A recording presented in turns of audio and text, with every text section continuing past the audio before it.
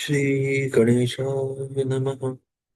गुरुर्ब्रह्मा गुरुर्विष्णु गुरुर्देवो महेश्वर गुरु साक्षात् परब्रह्म तस्मै श्री गुरुवे नमः। त्वमेव माता च पिता त्वमेव त्वमेव बन्धुः सखा त्वमेव त्वमेव सर्वं मम देव देव।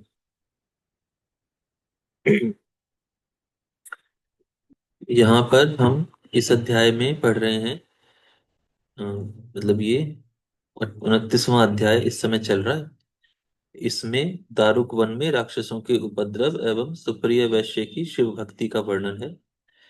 इसमें दारुक नाम की राक्षसी है जिसको देवी पार्वती ने एक वन की जिम्मेदारी दी हुई है, जिसके अहंकार की वजह से उसने कुछ किया, उसी की कहानी हम पढ़ रहे हैं। तो इसमें हम आगे हैं कि लोग बोले, हे महर्षि, हमको शरण दीजिए, अन्यथा दुष्ट हम लोगों को मार डालेंगे। आप सब कुछ करने में समर्थ हैं। आप तेज से प्रकाशवान हैं। पृथ्वी पर आपके सिवा कोई भी हम लोगों का शरणदाता ऐसा नहीं है जिसके पास हम लोग जाएं और वहां रहकर सुख प्राप्त करें। हे महर्षि, आपको देखते ही सभी राक्षस दूर भाग जाते हैं, क्योंकि आप में अग्नि के समान भगवान शिव का तेज प्रज्वलित होता रहता है। श्री सूत जी बोले, लोगों के द्वारा इस प्रकार प्रार्थना किए जाने पर शरण देने वाले मुनि श्रेष्ठ और ने व्यथित होकर उनकी रक्षा के लिए यह वचन कहा। श्री और बोले, यदि अत्यंत बलशाली यह राक्षस पृथ्वी पर प्राणियों का वध करते रहेंगे तो वे स्वयं मर जाएंगे। यदि वे इसी प्रकार यज्ञ विध्वंस करते रहेंगे तो सभी राक्षस स्वयं अपने प्राणों से हाथ धो लेंगे। यह मैं सत्य कहता हूँ। श्री सूत जी बोले, लोगों को सुख देने वाले महर्षि और उन लोगों से इस प्रकार कहकर तथा प्रजाओं को धीरज देकर विविध प्रकार से तप करने लगे। इसके बाद वे देवगण शाप का कारण जानकर देव शत्रु राक्षसों के साथ युद्ध करने का सभी प्रकार से प्रयत्न करने लगे। उस समय इंद्र आदि समस्त देवगण अनेक विध अस्त्र शस्त्रों को धारण कर सभी उपकरणों के साथ युद्ध के लिए वहां उपस्थित हुए। उन्हें देखकर उस वन में जहां जो भी राक्षस निवास कर रहे थे वो सभी आपस में मिलकर विचार करने लगे। राक्षस बोले, हम लोग क्या करें, कहाँ जाएं? बहुत बड़ा संकट उपस्थित हो गया। यदि हम लोग युद्ध करें तो भी मारे जाएंगे, और यदि युद्ध ना करें तो भी मारे जाएंगे। यदि ऐसे ही पड़े रहे तो हम लोग क्या भोजन करेंगे? यह तो बड़े दुख का अवसर उपस्थित हुआ है। कौन इस दुख को दूर करेगा? श्री सूत जी बोले, वहां पर इस प्रकार ऐसा विचार करके उन दारुक आदि राक्षसों को जब कोई उपाय नहीं सूझा, तब वे बहुत दुखी हुए। तब दारुका राक्षसी इस प्रकार का संकट उपस्थित हुआ जानकर देवी पार्वती के उस वरदान के विषय में कहने लगी।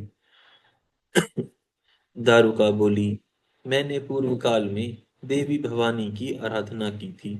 तब उन्होंने वरदान दिया था कि तुम जहां जाना चाहो वहां अपने स्वजनों को लेकर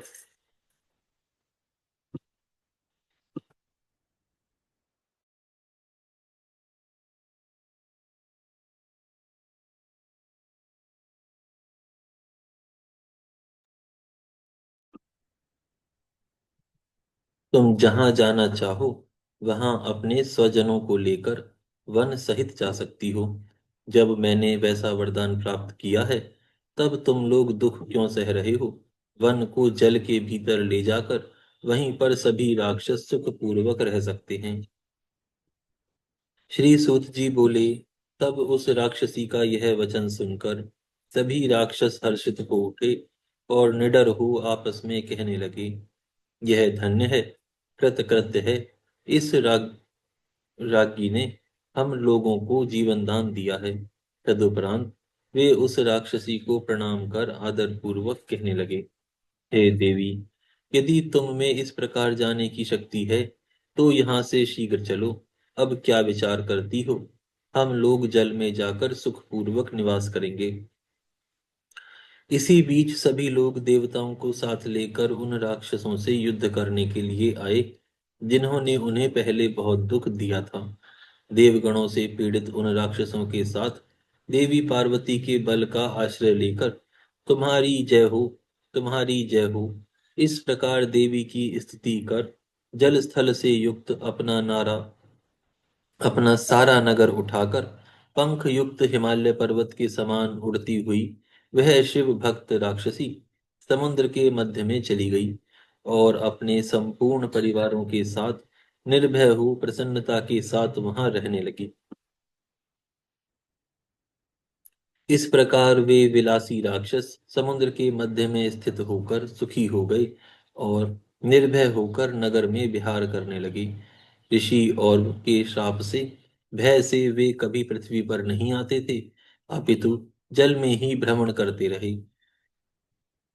वे नावों पर बैठे मनुष्यों को नगर में लाकर उन्हें वहां कारागार में डाल देते थे और किसी किसी को मार भी डालते थे। वहां स्थित होकर भी वे राक्षस देवी भवानी के वरदान से निर्भय होकर जैसे तैसे लोगों को पीड़ा देते ही रहते थे। हे मुनीश्वरों, इस प्रकार उन राक्षसों का भय पूर्व में पृथ्वी लोक में स्थल पर नित्य प्रति बना रहता था, उसी प्रकार उनके जल में रहने पर भी निरंतर भय बना रहने लगा। किसी समय वह राक्षसी जल में स्थित अपने नगर से निकलकर लोगों को पीड़ा देने के लिए पृथ्वी पर जाने का मार्ग रोककर स्थित हो गई। इसी समय वहां चारों ओर से मनुष्यों से भरी हुई बहुत सी सुंदर नावें आईं। मनुष्यों से भरी उन नावों को देखकर हर्ष से भरे हुए उन दुष्ट राक्षसों ने शीघ्रता से जाकर नाव पर स्थित लोगों को वेगपूर्वक पकड़ लिया। उन महाबली राक्षसों ने उन्हें अपने नगर में लाकर दृढ़ बेड़ियों से बांधकर कारागार में डाल दिया। श्रृंखलाओं से बंधे हुए तथा कारागार में पड़े हुए उन लोगों पर राक्षसों की बारंबार फटकार भी पड़ती थी, जिसके कारण वे अत्यधिक दुख पा रहे थे। उन सभी में उनका स्वामी जो सुप्रिय नाम का वैश्य था, वह शिव जी का श्रेष्ठ भक्त, उत्तम आचरण वाला तथा शाश्वत शिव परायण था। वह बिना शिव पूजन किए कभी नहीं रहता था। वह सर्वथा शिव धर्म का पालन करने वाला और भस्म रुद्राक्ष धारण करने वाला था। यदि वह कभी पूजन नहीं कर पाता तो उस दिन भोजन भी नहीं करता था। अतः वहां भी वह वैश्य शिव पूजन किया करता था।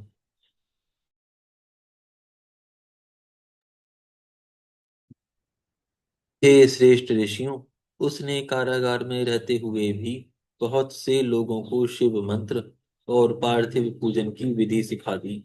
तब कारागार में रहने वाले अन्य लोग भी अपनी कामनाओं को पूर्ण करने वाली भगवान शिव की पूजा विधि पूर्वक करने लगे, जैसा कि उन लोगों ने देखा और सुना था। कुछ लोग उत्तम आसन लगाकर शिव जी का ध्यान करने लगे और कुछ लोग प्रसन्नता से शिव जी की मानसी पूजा में निरत हो गए। हे मुनीश्वरों, उस समय उनका स्वामी प्रत्यक्ष ही पार्थिव विधि से नित्य शिव पूजन किया करता था। जो अन्य लोग शिव पूजन का विधान तथा श्रेष्ठ स्मरण करना नहीं जानते थे, वे नमः शिवाय इस मंत्र से शिव जी का ध्यान करते हुए रहने लगे।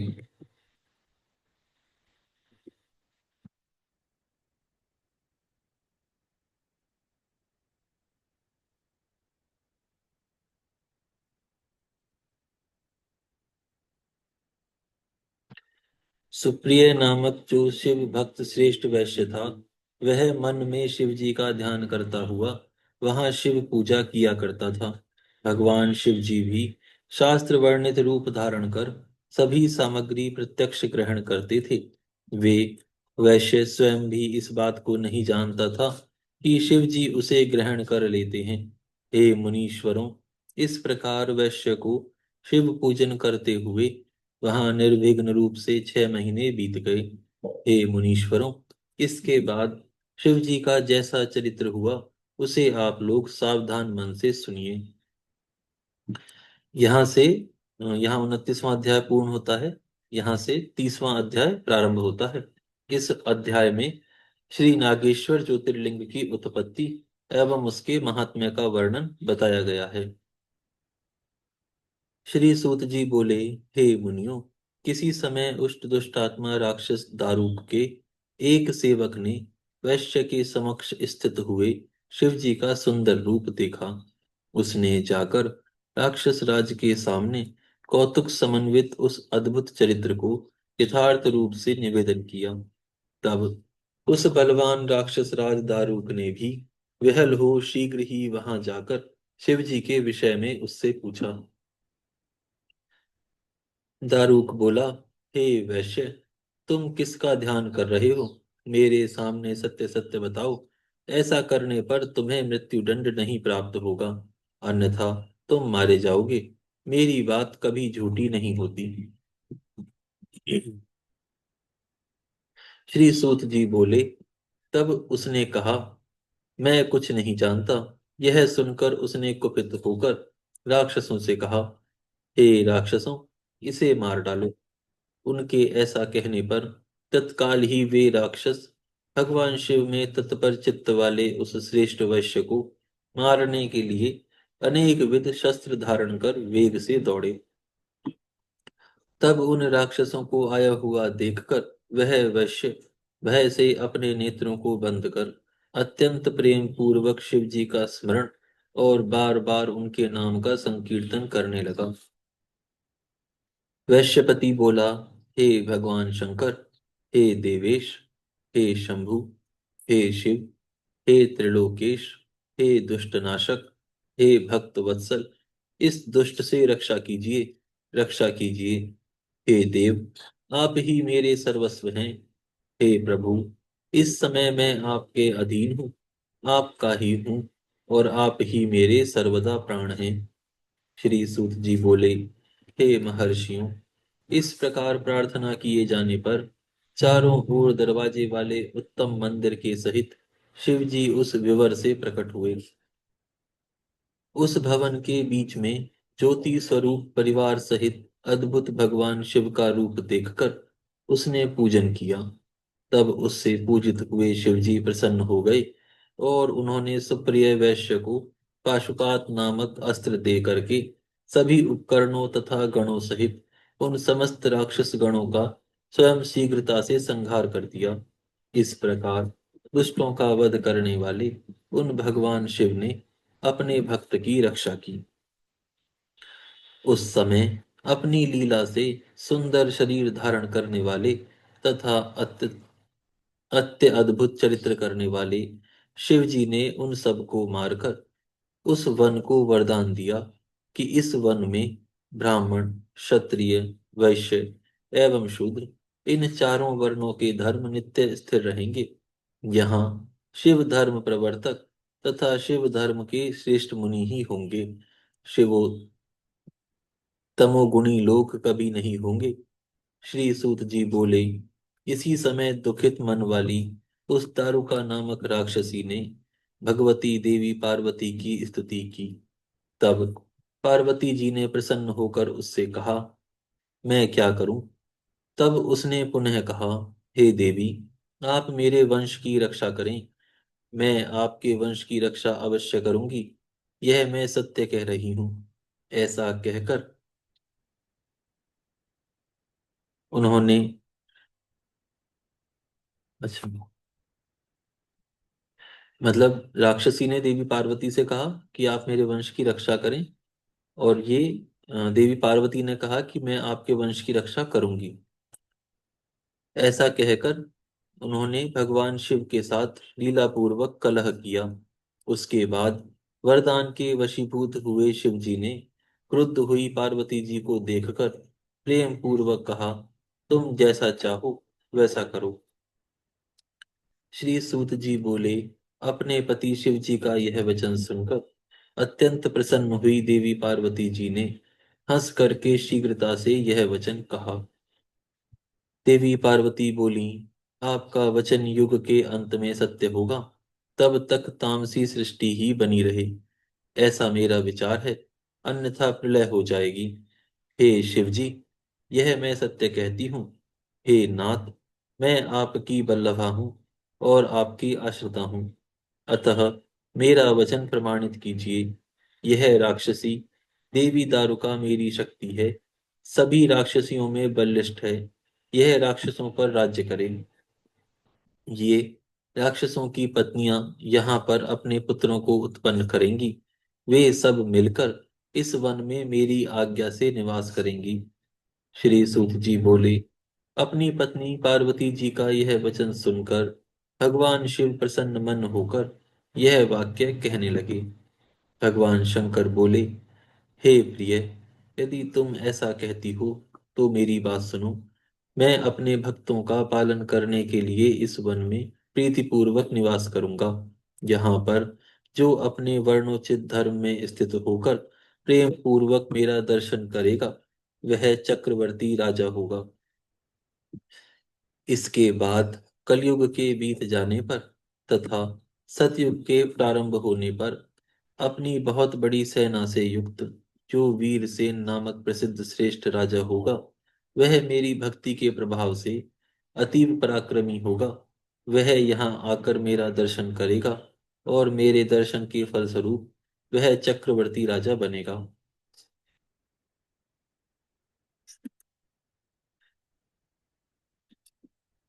श्री सूत जी बोले, हे ब्राह्मणों, इस प्रकार साक्षात महालीला करने वाले वे शिव और पार्वती परस्पर हास विलास करके स्वयं वहीं स्थित हो गए। वहां ज्योतिर्लिंग स्वरूप शिव जी नागेश्वर नाम से तथा देवी पार्वती नागेश्वरी नाम से प्रसिद्ध हुई। वे दोनों सज्जनों को अत्यंत प्रिय हैं। ऋषिगण बोले, हे महामते, वीरसेन उस दारुका वन में किस प्रकार जाएंगे और किस प्रकार शिव जी की पूजा करेंगे, आप इसका वर्णन कीजिए। श्री सूत जी बोले, निषद नामक सुंदर देश में क्षत्रियों के कुल में महासेन के वीरसेन नामक पुत्र उत्पन्न हुए, जो भगवान शिव के अत्यंत प्रिय थे। वीरसेन ने पार्थिवेश शिव का अर्चन करते हुए 12 वर्ष पर्यंत अत्यंत कठिन तप किया। तब प्रसन्न हुए देवादिदेव भगवान शंकर ने प्रकट होकर राजा से कहा, हे वीरसेन, काठ की मछली बनाकर उस पर रांगे का लेप कर और उसे योग माया से संपन्न कर बनाकर तुम्हें दे रहा हूं। उसे लेकर तुम इस समय नौका से इस विवर में प्रवेश करके चले जाओ।